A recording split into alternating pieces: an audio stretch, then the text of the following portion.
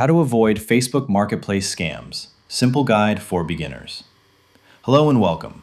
Facebook Marketplace is a great place to buy and sell items, but it's also a place where scammers try to take advantage of people. Today, I'm going to show you how to recognize common scams and what to do to stay safe. Let's take this one step at a time. Be cautious of deals that seem too good. First, be careful with deals that seem too good to be true.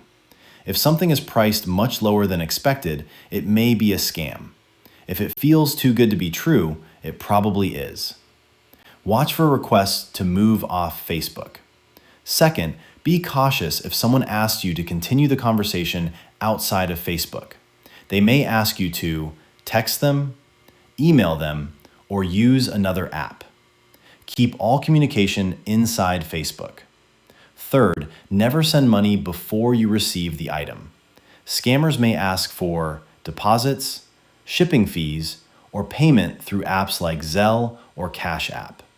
If you send money first, you may never receive the item. Fourth, take a moment to look at the person's profile. Look for a real profile picture, a history of activity, or signs the account is newly created. If something looks off, trust your instincts. Fifth, be careful with how someone asks you to pay. Scammers often prefer gift cards, wire transfers, or payment apps with no protection. Use secure payment methods when possible. If you are buying or selling locally, meet in a public place. Bring someone with you if possible. Never go alone to an unfamiliar location. If something feels off, it probably is. It's okay to walk away. It's okay to say no. If this feels like a lot, that's okay. You're learning how to protect yourself, and that matters. If you found this helpful, subscribe for more simple and safe technology tips designed just for you.